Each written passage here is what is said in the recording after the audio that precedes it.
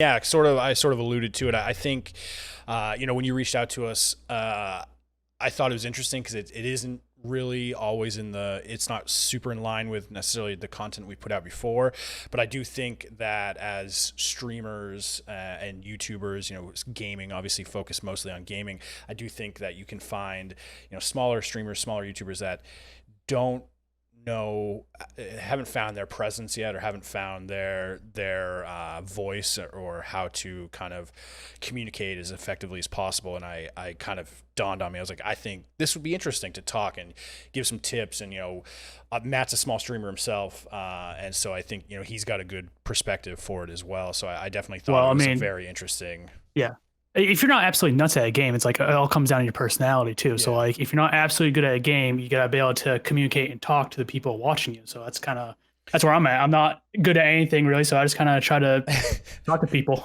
And that's a very uniquely streaming focused thing. Like, you have a very small window to catch people in streaming, as far as like catching their attention when they jump onto your channel. So it's the first time they're viewing you, they're jumping on your channel. You have like 10 seconds, 15 seconds to really Hmm. kind of like sink them in.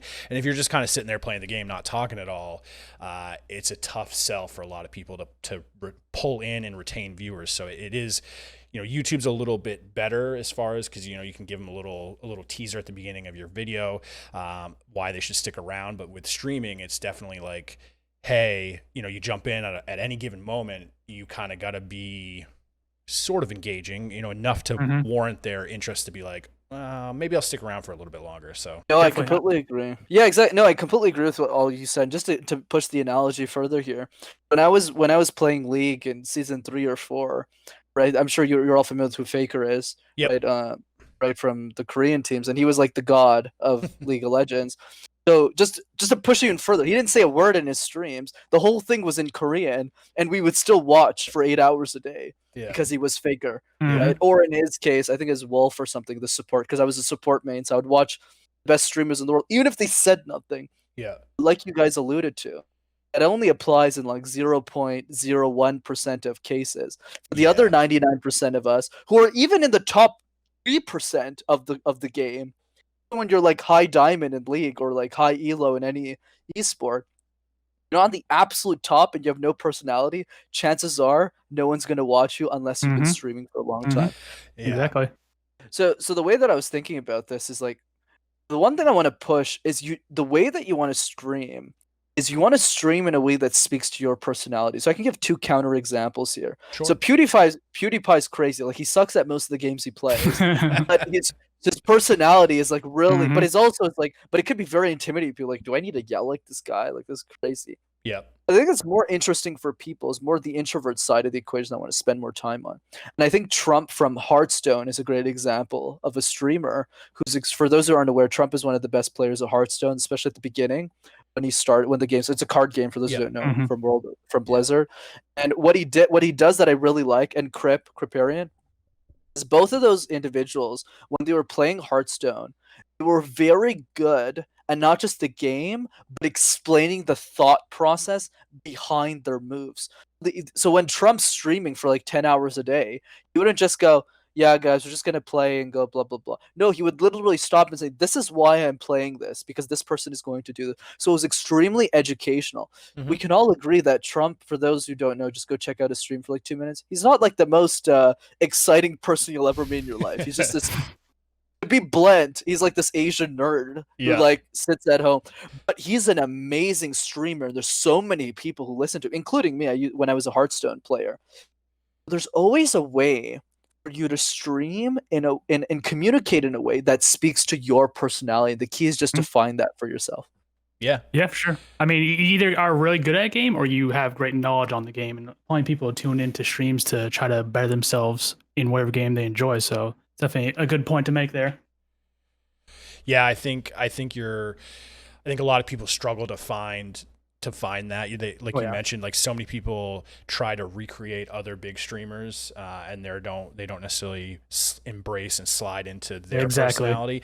And Yeah. part of that is, they might not really know what their personality is yet, which is, that's totally fine too. You gotta be honest with yourself a lot in the beginning of streaming. It's Yeah. very tough. You try to emulate people, but you gotta like look at in the mirror for a little bit. Like, what do I do good? I completely agree with you too. So here's kind of a tip that you can use to kind of figure this out. So I applied this with gaming, and I also applied this with public speaking when I went on to coach a lot of clients and stuff.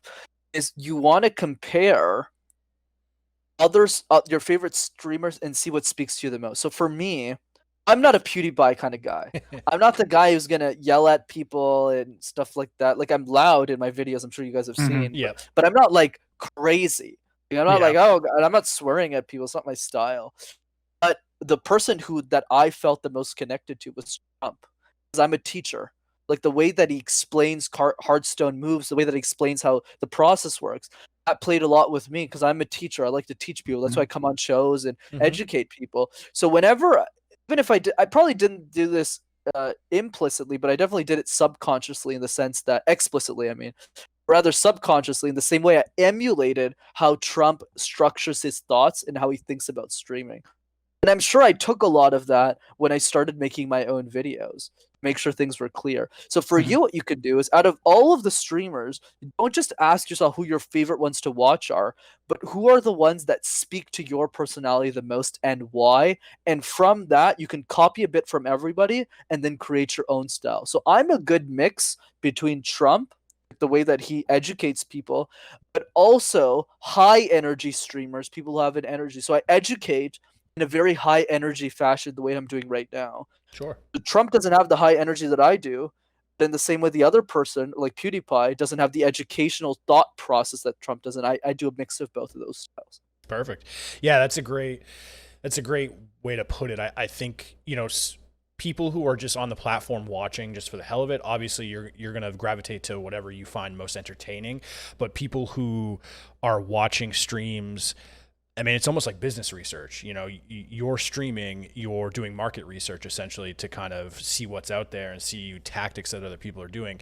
A lot of people tend to still look, if you're a streamer, they tend to still look at watching streams as an entertainment thing, when honestly you probably should be doing it a little bit of both, entertainment, but also finding people that are similar to you and trying to incorporate things that they're doing into stuff that you can do, which that, like I said, that's a great point. I think that a lot of people don't have that mindset when they're watching, as a small streamer, as just any streamer really, when they're watching streams, they're the idea that it's a kind of a still sort of a business interaction goes out of their head when they're watching. I also feel like people try to please everyone on the platform, but you made a great point, Brenden. You gotta focus on like what you enjoy and just kind of cater to those people. Yeah, someone might come in and say they don't like you. It's like, okay, well, you don't like me, but you probably don't like my style. This is my style, so either you like it or not. So you gotta pick your style and stick to it. You're not gonna be able to please everyone on the platform, but you should be able to please a large majority.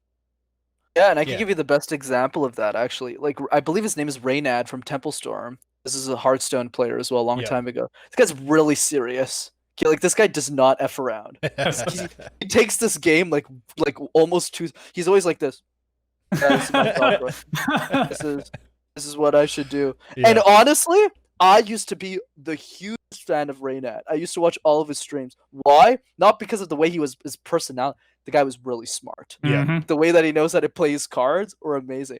And that's like the best example of someone that, like you mentioned, Matt, like everyone is gonna hate. The people are listening to it. No, this guy's smart. Like, I want to listen to this guy because this guy's winning championships. Yep. Yeah. Exactly. So that's it.